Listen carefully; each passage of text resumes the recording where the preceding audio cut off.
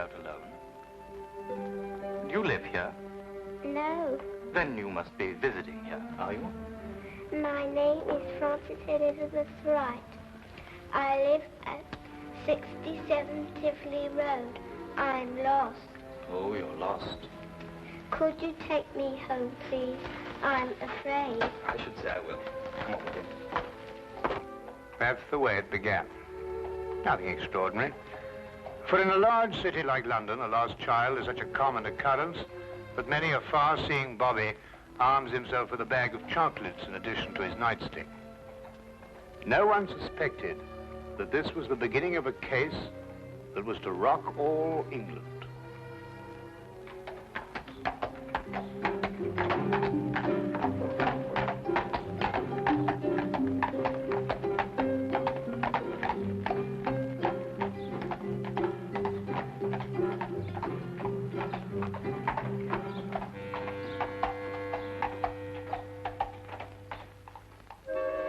All right, if you insist. I know this man isn't going to do us any good. But what's the use of talking to you? Just as stubborn as your mother. I suspect we're having visitors. Oh, really? 23 and 27.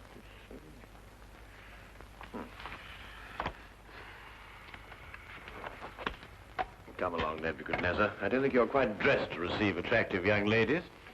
Now, in you go.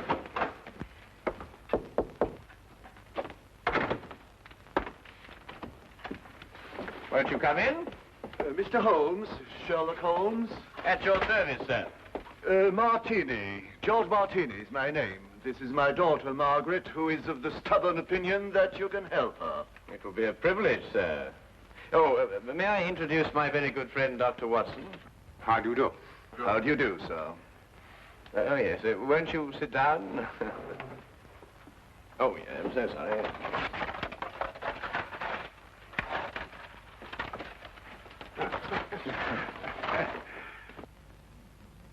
How can I be of any assistance to you? This is rather a confidential matter. Oh, yes, yes. Dr. Watson is both the soul of discretion and my invaluable colleague in all my cases, especially the more delicate ones. I see. Well, there's this fellow, Richard Trevor is his name, who's been courting Margaret here. A sly one, if I ever saw one. I could tell by the shape of his ears, and the fact that he belonged to that upstart Shield and Castle club. There was nothing wrong with his ears. They were beautiful, both of them. Nevertheless, he gave her the impression that he was going to see me last night and ask for her hand in marriage. Instead, the scoundrel sent me some fantastic note about being detained and then never appeared at all. I want you to find out what happened to him. What did Mr. Trevor say in his note? That he would be detained because he had run into a little girl who was lost and was taking her home. Have you made any inquiries at his home? Yes, with Father, of course. I don't think it's genteel to go to a man's rooms, even if he is your fiancé. Quite right. Quite right. There was no sign of him, but his clothes were all there. He wouldn't run off without his clothes, would he? No, hardly. Pure a guess. A deduction. Just as I deduced that you have a scar on the left side of your head, which you received in a naval battle. I'll be bound. How did you know that? Well, a right-handed man normally parts his hair on the left. Your parting is on the right, thereby indicating that you've changed it at some time or another to hide a mark.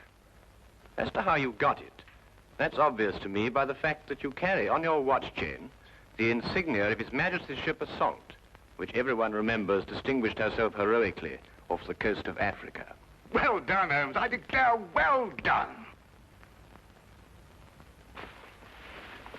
Will you investigate, Mr. Holmes? We'll look into the case immediately, Miss Martini. And as soon as we have any information for you, we'll let you know. I shall be forever in your debt. Mm-hmm. Or I will be after I see his bill. Here's our address. Oh, that won't be necessary, sir. I saw it marked on your hatband when you came in. If you'll forgive me, sir, a rather extraordinary precaution against the loss of a bowler only worth 2 guineas. Come, dear.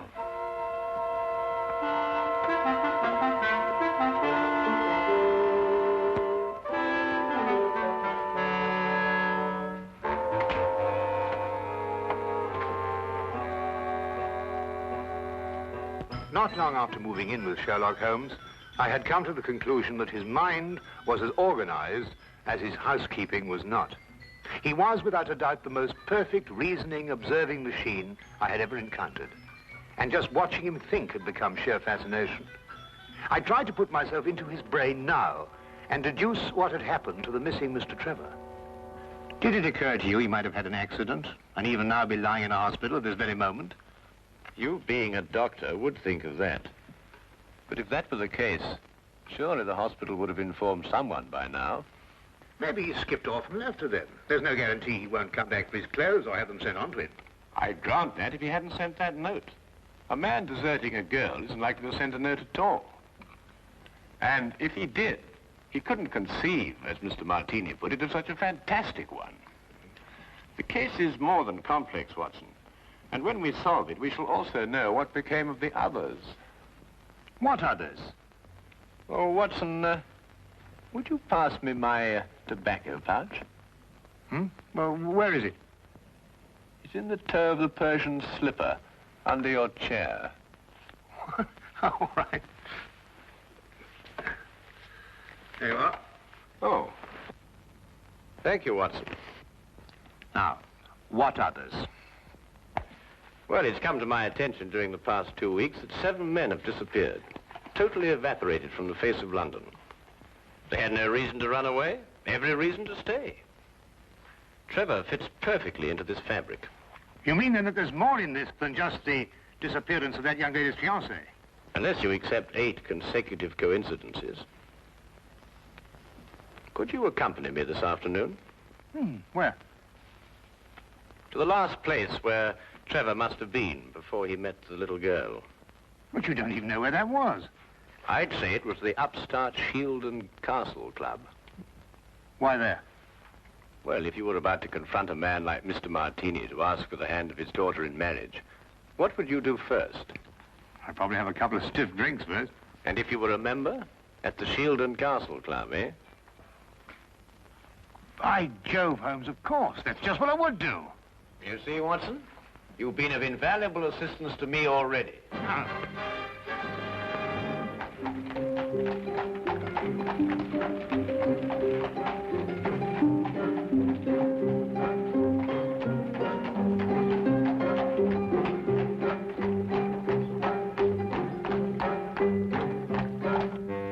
But you must tell us if he was here last night. He's missing. We're trying to find him. It's no use, sir. You'll have to do without my help. This is a gentleman's club. What has that got to do with it? He may not want to be found, if you know what I mean, sir. Now, look here. That's the way it is, sir. I'm sworn to preserve the privacy of our members. And having 2 little tots to feed, I'm not one to invite getting the sack.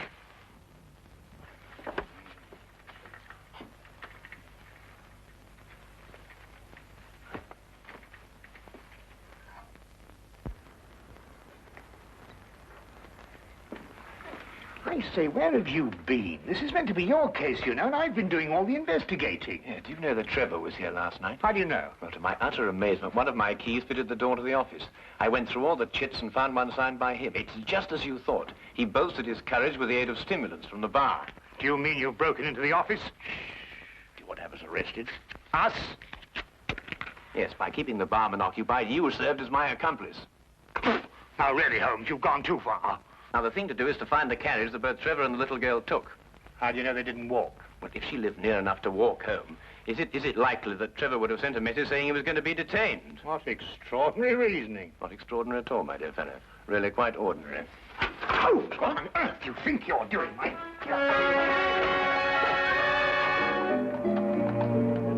Finding the cabbie who picked up Trevor and the little girl was a matter of stationing ourselves at the hack stand outside the Shield and Castle Club and doggedly questioning every driver who stopped there. One finally remembered the pair, but owing to brisk business that night, could not be at all sure where he set them down. The address he brought us to was a guess, and from the looks of it, a very bad one. Well, I think we're on a wild goose chase. Doesn't look as if they've lived here for a long time. Do you realize these papers are at least a week old? Well, then the cabbie made a mistake. He's brought us to the wrong address. Do you know, without very much difficulty, I think I might be able to... Holmes! Holmes, please, not again. You good fellow, keep a good lookout, will you? Look, Holmes, this is housebreaking. We can go to prison for years for this. You can't just go opening doors all over London just because... Oh, Holmes, no, there's somebody coming. Just stand in front of me and behave quite normally, eh?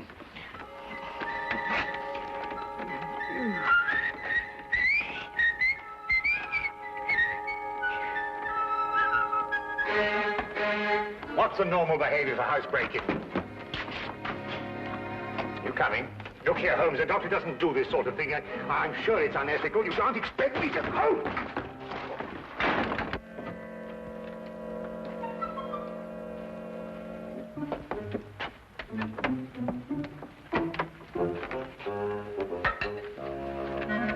What are we looking for? I'm not quite sure yet. You won't find anything here. You said yourself the house has been unoccupied for the last week. Thieves in the night, that's what we are. A child's been here recently. Oh, what makes you think that? Do you remember as a youngster, Watson, penciling in moustaches on the faces of the advertisements? I suppose so. But what's that got to do with it? When I looked at those newspapers outside, I noticed that someone had penciled in a handlebar moustache on a woman advertising headache powder. I'd assumed that a child did it. More than that, since the papers were only a day old, I'd also assumed that a child has been here very recently. Why should the child bring Trevor here to an unoccupied house? That, Watson, is the core of our problem. Excuse me a minute. What? Oh.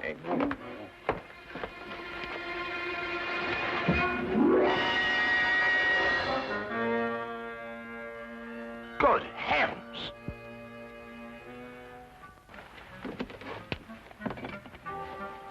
Trevor? Fairly safe assumption, Watson. Yes. And from the pallor of his skin, I'd say he'd recently been given an overdose of strychnine. I'd also deduce that he's the 8th victim of a very strange murderer.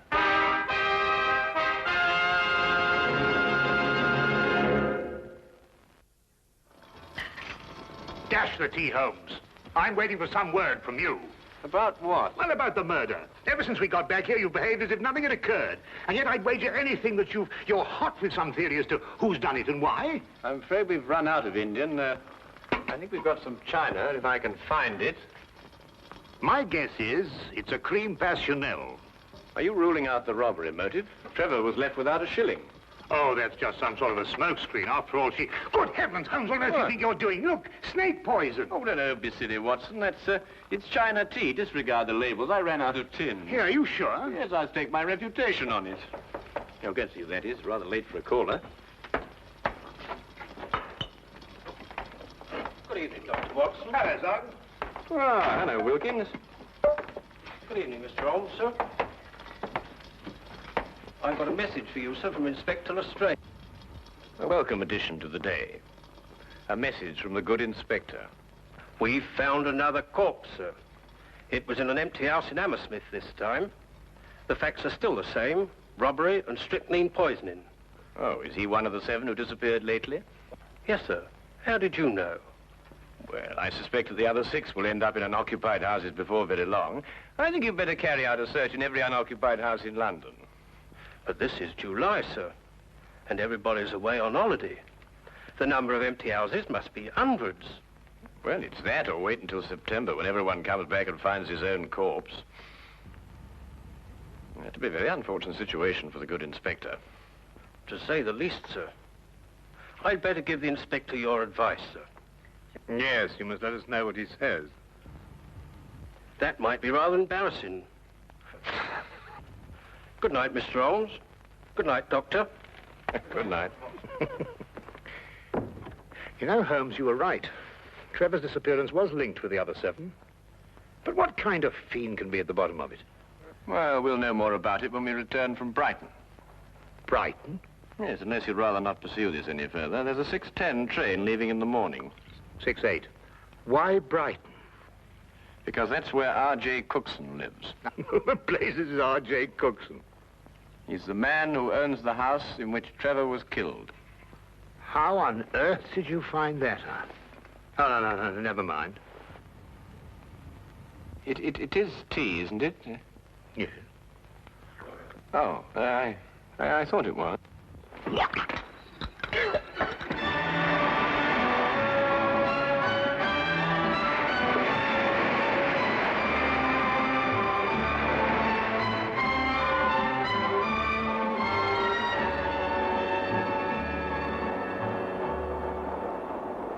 Have you ever heard anything so incredible? A corpse in my fireplace.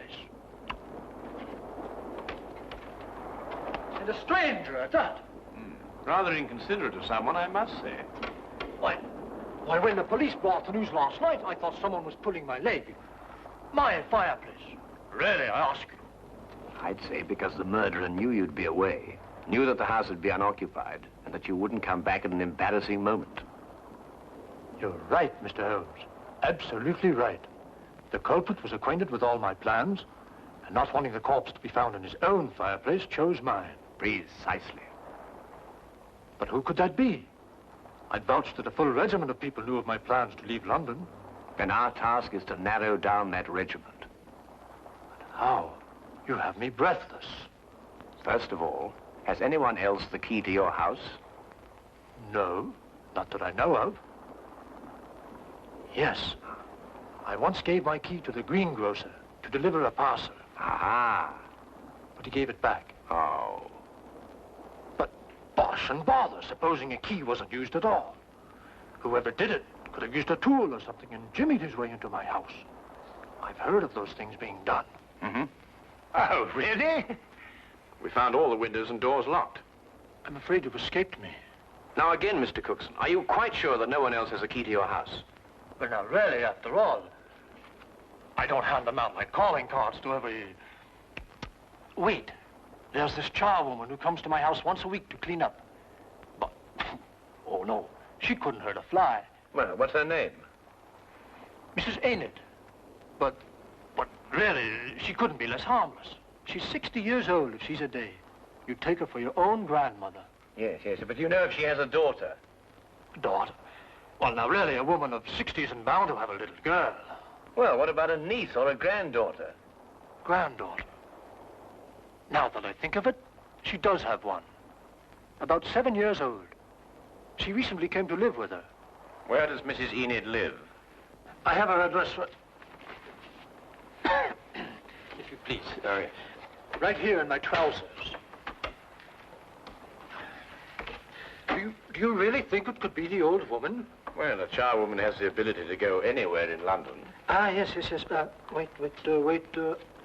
322 Radcliffe Way. 322 Radcliffe Way. To look at her, you'd never think she could hurt a fly. You'd take her for your own grandmother.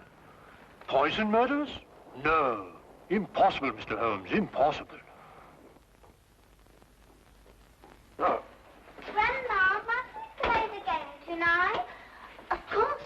Don't you like playing it? I don't like staying on the street alone. It'll only be for a little while. You'll find someone to bring you back, and Grandma'll have company again. What happened to the last company we had? Oh, he went home after a while. But come on, let's say it. Where do you live? At 67 Tivoli Road. No, that was the last place. Your address is now 120 Claridge Street. I forgot. All right. Now, come on. Let's say it again. Where do you live? At 120 Claridge Street. And again? 120. What do you think, Holmes? Well, we'll know definitely in an hour's time. Come on.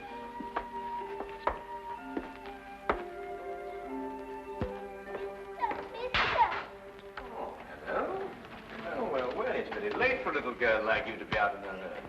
What's your name? My name is Frances Elizabeth Wright. I see. And where do you live? I live at 120 Claridge Street. I'm lost. Oh, dear. That would mistake you home. Come along, then. You must come in and try some of my divinity fudge. It's the least I can offer you for your kindness in bringing Francis home. Well, that's very kind of you, but really I ought to be getting along. It's just been made. Delicious. You'll make an old woman very happy if you'll try the first slice. Oh, very well, then. I am rather partial to divinity fudge. Francis. Thank you.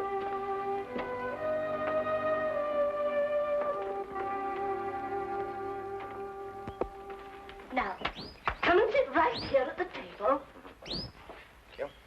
Now, say good night to the kind gentleman, then off to bed. Grandma, you never let me stay up with the company. That's because little girls must have their sleep. But now we've met the gentleman, perhaps he'll come again in the daytime. Will you? I should love to. Good night. Good night. Good night, birdies. Isn't she a lovely girl? And she'll grow up into a beautiful woman and have a life of ease. Yes, that's the important thing. A life of ease. Time to enjoy the world and... Here, you're waiting for some fudge, and I'm prattling away.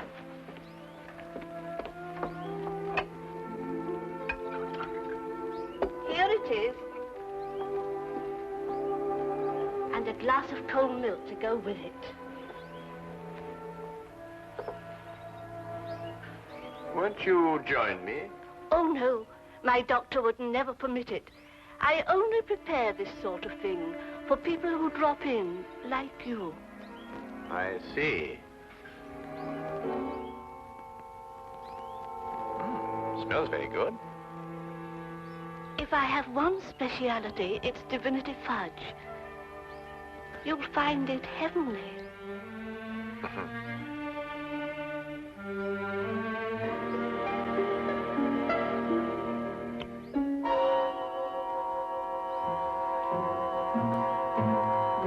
What's the matter?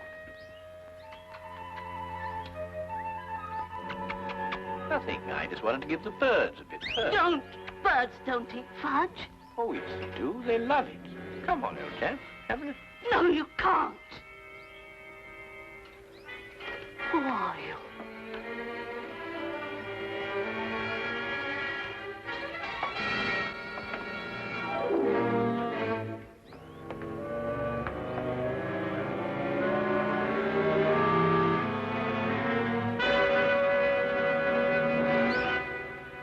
I'll take that, Mrs. Enid. Thank you.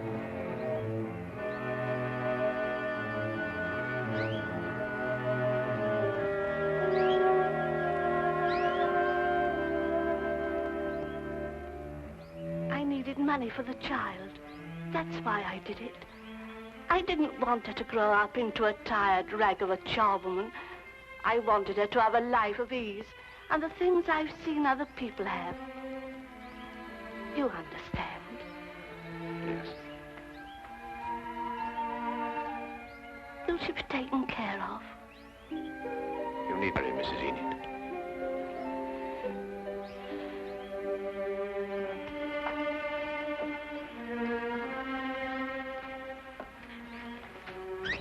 I wish now I hadn't tried to poison you.